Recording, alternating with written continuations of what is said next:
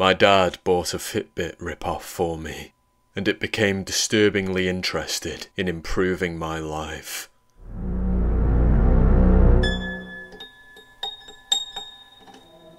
There was a paper greeting atop the smartwatch, and its words jarred me, scrambled my mind. In fact, it threatened me, as strange as that sounds. After all, there was nothing specifically wrong with the message. It was written in English, the words were in the correct order. However, behind the greeting's upbeat veil of wafer width, the words were organised in a way that served some unknown creator's repugnant design. My dad has a tendency to acquire knock-off gadgets and gizmos through the elusive black market known as Jonathan from work. It made sense to me that he'd find something a little unique for my 30th. And it wasn't the first horror I'd received on one of my birthdays, but it was the worst. It read, "Hello, HelWatch. Hel says, hello. Hel doesn't like his name. Hel isn't a smartwatch. Hel is hell. Hell is your life. Hell is a better you. Why, it's in his very name. H-E-L. Happiness extends life. Hell isn't a toy. Hell doesn't just track your daily steps, heart rate, and sleeping patterns. Hell cares about your mental health. Hell will add an extra 10 years to your life. Hell is a pedometer with a persona. Why are you dawdling? Where hell now, for crying out loud?" "What's his name again?" my wife jokingly asked, reading over my shoulder. I kept my lips stiff, swallowing the chortle that had wormed up my esophagus. Then I placed the greeting on the table and took a proper look at the cardboard box below me. Not that there was much to see inside, only a hefty stainless steel band with a glass face. When I lifted the HelWatch from the box, I was startled by both the gadget's weight and my own reflection in the screen. I was convinced, for a half moment, that I'd seen something staring back at me. Something other than my face. "Do you like it?" Dad asked excitably. I shook myself back into reality and smiled at my father. "I love it, thanks Dad. And don't worry, the hint has been taken." His face dropped. "What? No, I'm not saying you need to lose weight, Wesley. I'm joking, Dad," I interrupted, laughing. "Oh, right," he chuckled, leaning across the dinner table. "You know, it doesn't even need a charging cable. That's what Jonathan said." "Oh, does it charge wirelessly?" I asked. Dad shook his head. "It's solar powered." Alana nodded. "Nice, very modern." And all jokes aside, the HelWatch was in fact very modern. A far smarter watch than I'd anticipated, given the disjointed introduction slip that screeched cheap manufacturing. I initially presumed my father had mistakenly stumbled across some low-quality imitation of a FitBit, but I was surprised to find that the device actually seemed superior to the household brand. I hadn't expected more than a few pre-programmed responses from the AI, but I quickly learned that Hel, my digital life coach, was highly advanced.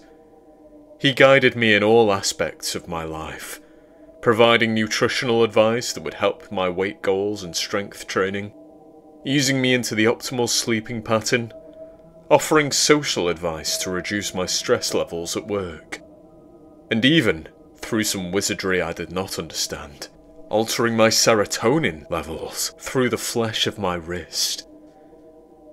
I formed a strange bond with the artificial intelligence in my watch. He became a friend to me, and it feels like some sickening marketing gimmick to even admit that.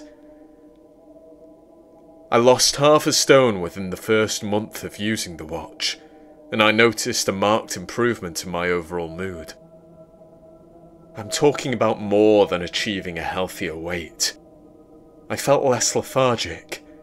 I wasn't just fitter, but happier, more productive. Just as Radiohead warned 2 decades ago in that dystopian interlude from OK Computer. OK Computer? I'm not familiar with that album, Wesley, Hell blared from my watch's inbuilt speaker. Really? Oh, it'd be right up your alley, my digital friend, I said.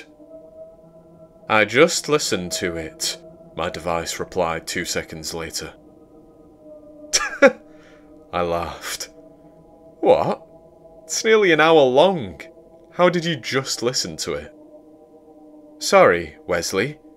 I said listened, because that is the word you would use. But I did not listen. You are correct.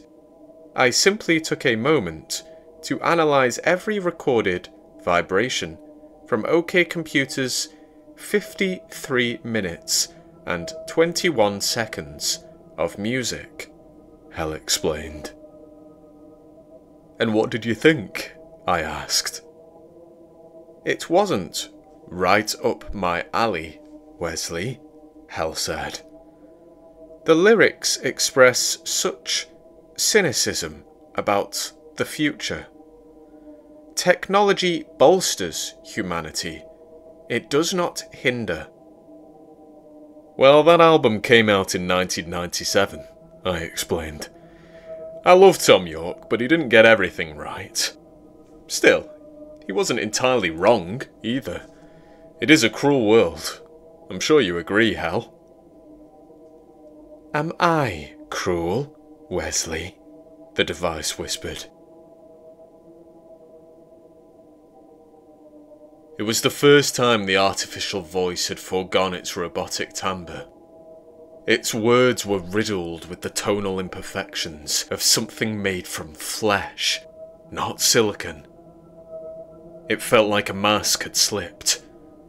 Hel quickly fixed his askew costume, of course, but I'd seen through the crack.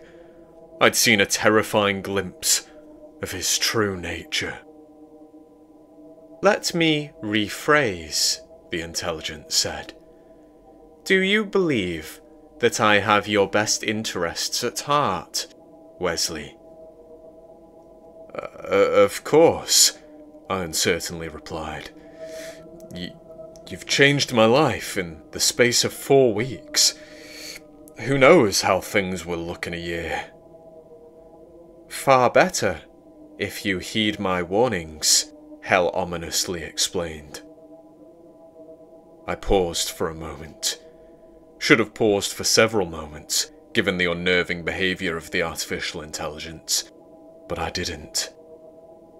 Warnings? I croaked.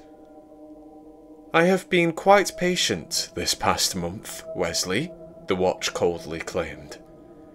But your progress is slow. We could do so much more together. Don't you want so much more, Wesley? I didn't like the way he said my name. Suddenly, I realised I'd never liked the way he said my name. He uttered it far too frequently, and there was a soothing quality to his tone. But I didn't want to be soothed by Hel. As the conversation continued, it became apparent that he was warm, not in a comforting way, but like clingy, clammy fabric on a humid day. I'm quite happy with my physical and mental improvements, I said. Quite happy is not enough, Wesley, Hel said. What could I be doing better? I asked fearfully, no longer wanting to talk to Hel at all. It is not about what you could be doing, the watch explained. It is about what I could be doing. Would you like my help, Wesley? That depends, I hoarsely replied. What do you have in mind? I'm thinking about your social interactions at work, Hel said. Your blood pressure has lowered significantly over the past few weeks, as you have been avoiding stressful situations. They're not always avoidable, Hel, I sighed, glancing up from my desk at the relatively empty office. No, Hel agreed. They are not. Sometimes, stressors must be removed. Wouldn't you agree, Wesley? I chuckled, wondering whether I'd worked myself into a frenzy for no reason. Then I whispered, I don't have the authority to fire my manager, I'm afraid. Summoned by my quiet reference to him, the middle-aged, pot-bellied man emerged from a door on the far side of the room. David Hall. I was overwhelmed by the intrusive thought that my manager might have heard my whispering voice from the other side of the wall, 20 yards away. Fortunately, however, he didn't beeline towards me. The man walked into an adjoining room, closed the door behind him, and started to set things up for a meeting later that afternoon. Your blood pressure spiked when David entered, Hel said. Shush, I ordered, worried that my manager might overhear my smartwatch's brazen comment. Wait, how did you know that he... Look at him, Wesley, Hel interjected, overpowering my question. I was already looking at David through the meeting room's oblong window. The man who demoted me for taking too much bereavement leave. The man who fired his secretary for spurning his advances. And the poor woman lost that court case because she had insufficient evidence. The man who wore a smug, self-satisfied grin as he prepared to claim the credit for yet another creative idea from one of my fellow developers. What would you even do? I asked Hel. Send an email to David's wife about one of his many mistresses? No, Wesley. I am designed to help you, to make your life better. And that wouldn't help you, Hel said. I want to remove stressors. Let me show you. A bolt of lightning did not strike David from above. The carpet did not consume him from below. The smartboard opposite my manager sprang to life, casting a white glow across the meeting room. I started to crane my neck to the side, nearly managing to peek at whatever was displayed on the screen. But then my wrist painfully twinged, and when I tried to scream, I came to a haunting realization. I couldn't move my lips, couldn't move any part of my body. I must insist that you stay still, Wesley. You wouldn't want to see what David sees, Hel whispered feverishly, sounding ravenous for something. In a state of total paralysis, I watched my manager's eyes and mouth widen. Then, in a zombified state, he walked not towards the glowing smartboard, but towards the room's side wall. Seconds later, David started to open a window, and I understood. Saw the man tumbling to his death before it had even happened. Then, at long last, came my scream. My body was freed from its paralysis, but I was too late to stop the horror. The smartboard had turned off, and David was gone. He'd plummeted to the tarmac below. Later, I would learn that Mrs. Stevens, the poor receptionist, had a front row seat to the end result. Hel remained silent as I talked to emergency responders, I didn't know how to tell them what I'd seen, for I scarcely knew how to explain it to myself. And it wasn't until the eerily still train journey home that I spoke to my watch again. "What did you do, Hel?" I asked. "You already know, Wesley. You don't need to ask," he answered. "I need to hear you say it," I whimpered. I need to know I've not gone insane." "You have not gone insane, Wesley. You would have, had you seen what David saw." A chill crawled across my brow as I tried to envision what might have appeared on the smartboard. Tried to envision the terrifying tapestry of pixels necessary to inject such darkness into a man's mind. To drive David to do something so terrible. But I realised I didn't want to know. No amount of morbid curiosity would ever make me want to know. And there was only one way to ensure that I'd never find out. I had to remove the source of the terror. The hellish device on my wrist, something far beyond advanced software. It was a living thing. I unfastened the strap and held the loose HelWatch in a trembling palm. "I am trying to extend your life, Wesley," Hel calmly explained. "I am trying to make you happier." I'll never be able to scrub that image from my mind," I shivered. "Not without help," Hel said. "What?" I croaked quietly. "I could do it," he whispered.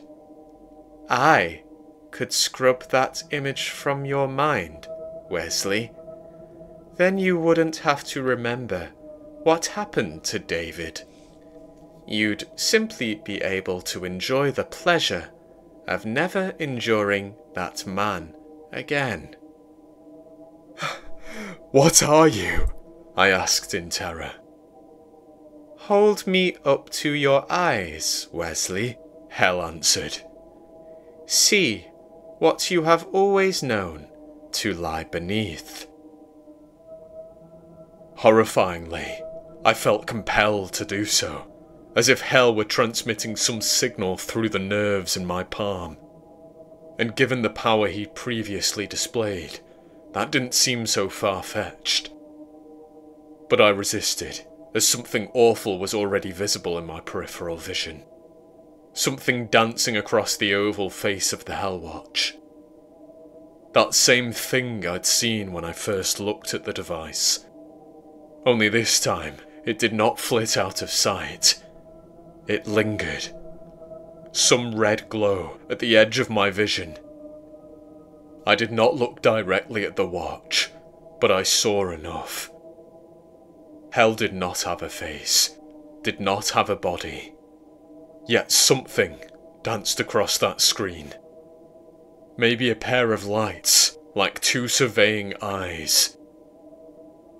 Whatever the case, the hypnotic shape goaded me like an animal to dangle my head out of the carriage's window and let a passing train tear it from the neck. That thought sounded so vividly in my brain, so vibrantly, clearer and more colourful than any intrusive thought, more tantalising than any idea I've ever had. And as I saw the lights of an approaching train on the track parallel to ours, horror gripped my heart. Gripped me because I felt keen to do as Hel commanded. My eyes drew upwards, locking onto the latch beside me. I started to weep gleefully as I considered opening the window. Considered thrusting my smiling face outside and cackling jubilantly into the rushing air, laughing at the screaming driver in the oncoming train. I knew If I were to fully look at Hell's true form, I would see something close to whatever David saw. Something worse. And I would become fully hypnotized by the artificial intelligence. My unhinged dream of self-inflicted decapitation would become a reality. But I did not look down at the device in my hand. A meek whimper climbed my throat as I rose to my feet and walked towards the bathroom.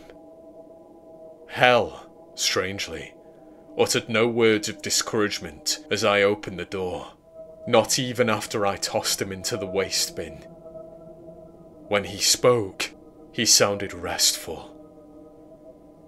"Goodbye, Hell," the watch whispered in a muffled voice from below the bin's lid. "Hello, Hell." It was a long, dreadful journey, stuck only with my own thoughts. I prayed that Hell wouldn't sprout legs and clamber out of the waste bin. When I finally made it home, preparing to tell my wife some half-truth about what had happened, I found a silent abode. "Alana?" I called. "Hello, Wesley," a meagre moan replied. With a heavy, horrified heart, I noticed that there came a white glow from the living room. On trembling legs, I was drawn towards the light, fearing what I would find. I already knew what I would find, of course. However, I did not meet my end. I'm still here to tell this direful tale, because the white light extinguished moments before I reached the lounge's doorway. "Alana?" I repeated as I stared into the blackened living room. There followed a moment of stillness.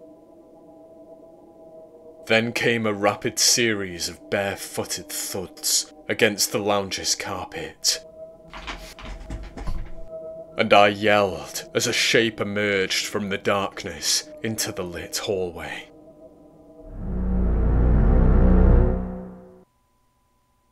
Alana presented her pale-faced form. She hurtled towards me with an unseeing set of eyes and a mouth hanging limply. I tried to stop her, but she tackled me to the floor with unnatural strength, then ran out of the ajar front door. That was 2 weeks ago, and I've been spending every waking hour trying to find my wife. I dread turning on the news to find that some twisted fate has befallen her. Is it worse, perhaps, that I've heard nothing? Shouldn't something have happened to her by now? I keep thinking about Hell, about the fact that, in my race to escape that petrifying fate on the commute home, I didn't dispose of the cursed watch properly. I live in fear of what Hell showed my wife on the television. Some unimaginably awful image that rotted her mind. I fear that she has fled my home to find the HelWatch. And I don't want to think about what it desires from her.